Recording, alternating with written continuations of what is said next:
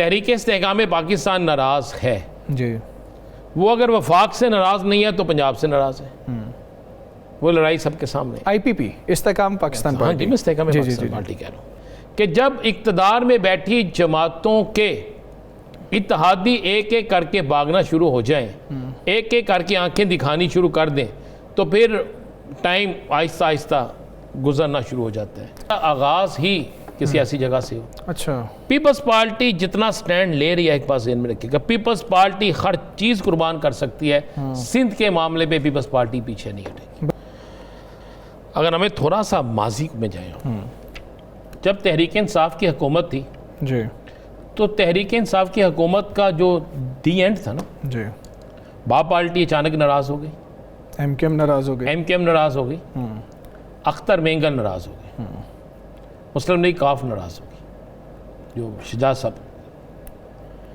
उसके बावजूद भी कहा जाता था पेज एक ही है, जी, उसके बावजूद भी कहा जाता था कोई बात सरप्राइज देंगे, सरप्राइज देंगे। पता ये सारी चीज़ें होती थी।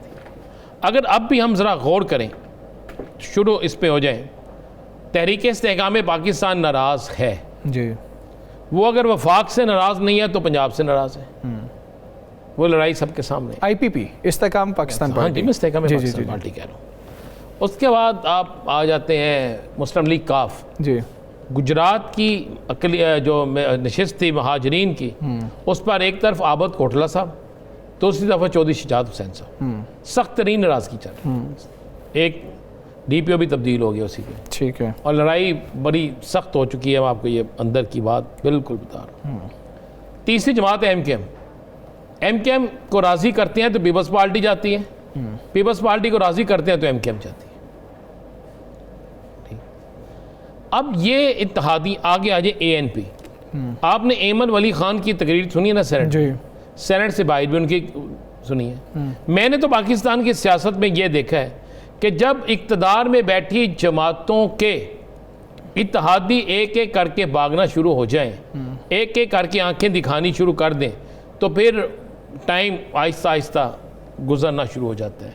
और टाइम जो होता है ना, वो इतनी तेज़ी से तब्दील होता है कि जिसकी इंतहा कोई नहीं। फिर सबसे बड़ी जो शॉट खेली है वो खेली है पाकिस्तान तहरीक इंसाफ ने, कि अचानक उन्होंने, बहुत से लोगों की नज़रें थी कि जो वो तौहीन अदालत की पटिशन दायर करेंगे उसमें क्या होगा। मुझे याद है कि हमने पिछले प्रोग्राम में साकिब ने भी यही बात की, मैंने भी यही बात की और आपने भी यही बात की। जी, अच्छा, उस पटिशन में बहुत सी चीज़ें आ गई। वो एक पटिशन नहीं है तौहीन अदालत की, बल्कि वो एक वाज़ेह इशारा है कि अब हमने किसके खिलाफ क्या करना है। फिर सुहेल खान अफरीदी की तकारीर, हम क्यों नहीं समझते कि मौलाना फजलुर रहमान की मुश्तरका जो कॉन्फ्रेंस थी उसके साथ, अपोजिशन के साथ, उसे टीवी पे दिखाया गया।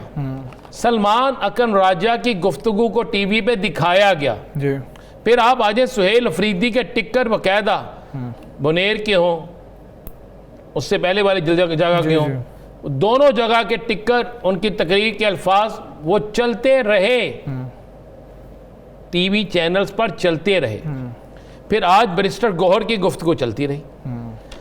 ये जब सारी चीज़ें होना शुरू हो जाए ना, तो फिर आप समझ लें कि ट्रेन की कुछ पटरियाँ जुड़े हैं ना, बल्कि पहले तो कुछ होता है ना कि कुछ इसकी बोगियाँ उतरेंगी, फिर पटरी ख़राब होगी, फिर ट्रेन रुक जाएगी, फिर नई पटरी बनने तक ट्रेन का इंजन ही फेल हो जाएगा। मुझे एक बड़े ज़िम्मेदार शख्स ने, जो साकिब साहब के जिस शहर में साकिब साहब बैठे हैं, उस शहर के एक बड़े ज़िम्मेदार शख्स ने ये बात की। उसने कहा हो सकता आगाज़ ही किसी ऐसी जगह से हो। अच्छा, पीपल्स पार्टी जितना स्टैंड ले रही है, एक बात ज़हन में रखिएगा, पीपल्स पार्टी हर चीज़ कुर्बान कर सकती है। सिंध के मामले में पीपल्स पार्टी पीछे नहीं हटेगी। पर इम्प्लीमेंट इस तरह से होती है। राना साहब, बड़ी अहम मुलाकात हुई है वज़ीर आज़म साहब की और मियाँ नवाज शरीफ साहब की, और उस मुलाकात के हवाले से भी कुछ चीज़ें सामने आ रही हैं। एक तो मैं चाहूँगा कि आप उस पर कुछ बात करें, दूसरा ये जमात इस्लामी का धरना जारी है। हथ जोड़ के रिक्वेस्ट करने हैं जी, मैं पंजाबी चुना काबू साहब रहन दो। अच्छा जी, ताड़ी मेहरबानी रहन दो। तो यार धरना जारी है, एक दिन कीमत कम होती है सिर्फ डीजल की, वो रोज़ाना पेट्रोल की कीमत बढ़ाई जाते हैं। हाफिज साहब अपनी तादाद बढ़ाई जाते हैं, वो पेट्रोल की कीमत बढ़ाई जाते हैं।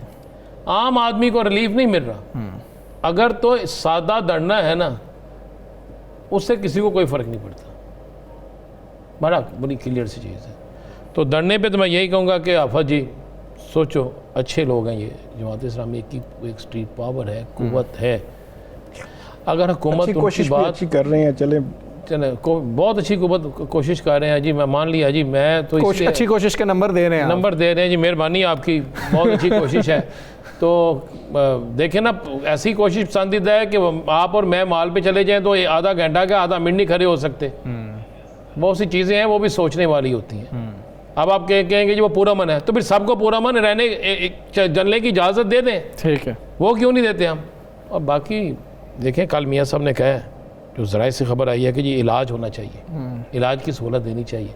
मैं सोच रहा था कि आज जल शिफा ले जाएंगे, मियाँ साहब ने कह दिया है, जो चली खबरें जो चली, तो लेकिन नहीं हुआ ऐसा। जिसका मतलब है कि सियासत ही है हर तरफ। और जो राना साहब 3 कैदी और आ गए हैं, वो कहते हैं हमें भी शिफा भेजें। जी मैं अर्ज कर, बिल्कुल 3 कैदी आ गए। नहीं साकिब साहब, ये कैदी चाहते हैं? जी कैदियों ने दरखास्तें दायर की हैं। मैं अर्ज कर, बिल्कुल आपको भी पता है, मुझे पता है, हमें भी शिफा भेजें। आधा सच आधा झूठ ना हम बोलें। वो कैदी कहाँ से आए हैं आपको पता है, मुझे पता है। उन कैदियों के पास अपने केस लड़ने के लिए वकील नहीं है और अदालत में पिटीशन के लिए वकील है। तो ये समझ जाना चाहिए ना। तो ले जाना चाहिए उन कैदियों को भी, अल शिफा ले जाए। हाँ, मेरिट देखा जाए, मेरिट देखे ले जाए, मेरिट देखा जाए, बिल्कुल देखे जाए। अगर वो वाकई इस चीज़ के हैं तो उनका हक है। नए सूबों से ही ये मसाइल हल होंगे। यहाँ तो इस पाकिस्तान के अंदर बल्दियाती निज़ाम इतना मजबूत होता और बल्दियाती नुमाइंदों ने कोई ना कोई चीज़ जो है वो की होती, कोई मिसाल कायम की होती ना कि जनाब इन्होंने बहुत कुछ किया, तो फिर हम कह सकते नहीं कर सके।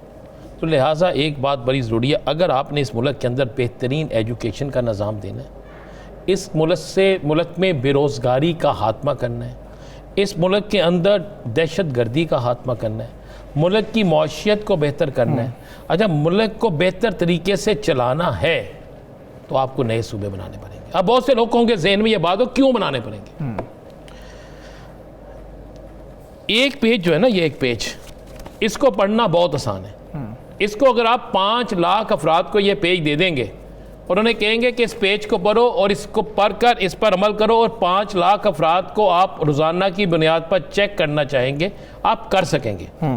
अगर इसी पेज को आप 16 करोड़ अफराद को दे दें या 12 करोड़ अफराद को दे दें, तो उन तक पहुँचते पहुँचते आपको कई साल लग जाएंगे, उनको चेक करते करते कई साल लग जाएंगे।